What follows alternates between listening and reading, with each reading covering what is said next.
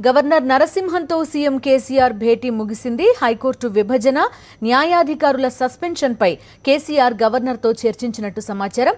భేటీకి సంబంధించిన మరిన్ని వివరాలు మా కరెస్పాండెంట్ శ్రీకాంత్ అందిస్తారు. శ్రీకాంత్, చెప్పండి. తెలంగాణలో న్యాయాధికారులకు నియామకానికి సంబంధించి అలాగే ఆప్షన్ విధానానికి సంబంధించి జరుగుతున్న తాజా గొడవల్లో భాగంగా కొద్దిసేపటి క్రితం సీఎం కేసీఆర్ రాజ్భవన్ కు వెళ్లి గవర్నర్ తో భేటీ అయ్యారు. రాష్ట్ర ప్రభుత్వంపై అంతకంతకు ఒత్తిడి పెరుగుతుంది. ఓవైపు ఆందోళన చేస్తున్నటువంటి న్యాయాధికారుల తమ ఆందోళన కొనసాగిస్తున్నటువంటి నేపథ్యంలో మొన్న హైకోర్టు కూడా వరుసగా కొంతమంది న్యాయాధికారులను సస్పెండ్ చేస్తూ వస్తుంది. ఈ నేపథ్యంలోనే ఈ రోజు అన్ని కోర్టుల వద్ద, తెలంగాణలో హైకోర్టుతో సహా అన్ని కోర్టుల వద్ద ఆందోళన కొనసాగుతున్నటువంటి నేపథ్యంలో తెలంగాణ ప్రభుత్వం ఇటు రాజకీయంగా ఒత్తిడి పెంచుతూనే మరోవైపు పాలనాపరంగా తీసుకోవాల్సినటువంటి చర్యల మీద దృష్టి పెట్టినట్లు కనిపిస్తుంది. నిన్న ఢిల్లీలో మాట్లాడినటువంటి న్యాయశాఖ మంత్రి సదానంద్ గౌడ్ ఈ మొత్తం వివాదానికి సంబంధించి అసలు ఏం జరుగుతుందనేది గవర్నర్ తో మాట్లాడతానని ఒక మాట అన్నటువంటి నేపథ్యంలోనే ఈ రోజు సీఎం కేసీఆర్ గవర్నర్ తో భేటీకి ప్రాధాన్యత సంతరించుకుంది. అంతకుముందు గవర్నర్ ను కలవడానికి ముందు క్యాంప్ ఆఫీస్ లో చీఫ్ సెక్రటరీ రాజేష్ శర్మ, అలాగే ముఖ్య కార్యదర్శి నరసింహరావుతో పాటు లా సెక్రటరీ సంతోష్ రెడ్డితో సీఎం కేసీఆర్ సమావేశమయ్యారు. మొత్తంగా ఈ గొడవకు సంబంధించినటువంటి పూర్తి వివరాలతో ఒక నివేదికను గవర్నర్ కు సీఎం కేసీఆర్ ఇచ్చారు.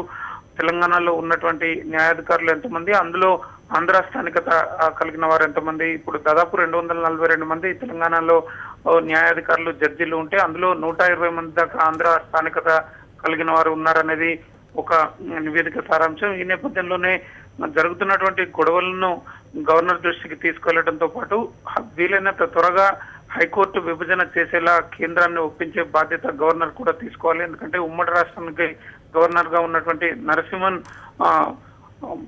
హైకోర్టు విభజనకు కూడా కేంద్రాన్ని ఒప్పించాలి. కేంద్రం రెండు రాష్ట్ర ప్రభుత్వాల తరఫున కేంద్రానికి మాట సాయం చేయాలని సీఎం కేసీఆర్ కోరినట్లు తెలుస్తుంది. కొద్దిసేపటి క్రితం భేటీ ముగిసింది. సీఎం కేసీఆర్ ఈ సమావేశం ముగిసిన తర్వాత మళ్ళీ హెచ్ఐసిసిలో జరుగుతున్నటువంటి టీఆర్ఎస్ సమావేశానికి బయలుదేరి వెళ్లారు. Right Srikanth, thank you.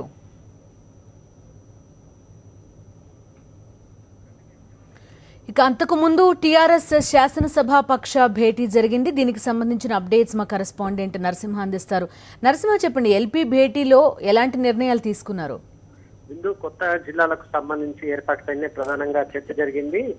KCR హుటాహుటిన గవర్నర్ దగ్గరికి వెళ్ళిన తర్వాత మళ్ళీ ఇక్కడికి తిరిగి రావాల్సింది. మరో 6 గంటల్లో కేసీఆర్ ఇక్కడికి చేరుకుంటారు. ముగింపు సంబంధించి ఎల్పీ సమావేశం ముగింపులో కొత్త జిల్లాలకు సంబంధించి ఏ రకంగా ఉంటుంది, ఏ జిల్లాలో ఎలాంటి మార్పులు చేర్పులు చేయాలనే అంశంపైనే ప్రధానంగా చర్చ జరిగే అవకాశం ఉంది. ఇప్పటి వరకు అందుతున్న సమాచారం ప్రకారం అయితే కేవలం 14 మాత్రమే కొత్త జిల్లాలను చేరున్నారు. 74 పైగా మండలాలను ఏర్పాటు చేయనున్నారు. అయితే జిల్లాల వారీగా ఎమ్మెల్యేలను, ఎంపీలను గ్రూపులుగా చేసి ఆయా జిల్లాలో ఉన్న పరిస్థితులు, అక్కడ ప్రజల నుంచి వస్తున్న డిమాండ్లు, వీటన్నిటిని పరిష్కరించేందుకు జిల్లాల వారీగా ప్రస్తుతానికి నాయకుల సమావేశం జరుగుతుంది. నాయకులంతా ఒక్కొక్క జిల్లాకు సంబంధించి నివేదికలను కేసీఆర్ కి సమర్పిస్తారు. కేసీఆర్ 5 గంటల ప్రాంతంలో ఈ నివేదికలు తీసుకున్న తర్వాత వీటన్నిటిని జిల్లాలకు సంబంధించి పార్టీ పరంగా ఏ రకమైన చర్యలు తీసుకోవాలి, నియోజకవర్గాలకు సంబంధించిన ఇబ్బందులు ఏ రకంగా ఉన్నాయి, కొత్త జిల్లాలు ఏర్పాటు కావాలని ఏ ప్రాంతంలో డిమాండ్ ఉన్న అంశంపైనే ప్రధానంగా చర్చ జరిగే అవకాశం ఉంది. అయితే రాజకీయంగా వస్తున్న డిమాండ్లు కాకుండా కేవలం ప్రజలు కోరుకునే జిల్లాలపైనే ప్రధానంగా తాము దృష్టి సారిస్తామని ఇప్పటికే కేసీఆర్ చెప్పిన నేపథ్యంలో మరి కాసేపట్లోనే కొత్త జిల్లాల ఏర్పాటుకు సంబంధించి అయితే ఇప్పటి వరకున్న పరిస్థితి ప్రకారం అయితే కేవలం 14 మాత్రమే కొత్త జిల్లాలను ఏర్పాటు చేస్తున్నారు. అదనంగా జిల్లాలను ఏర్పాటు చేసే అవకాశం లేదు. వీటన్నిటిపైన స్పష్టత మరో 6 గంటలో వచ్చే అవకాశం ఉంది. రైట్ నరసింహారావు.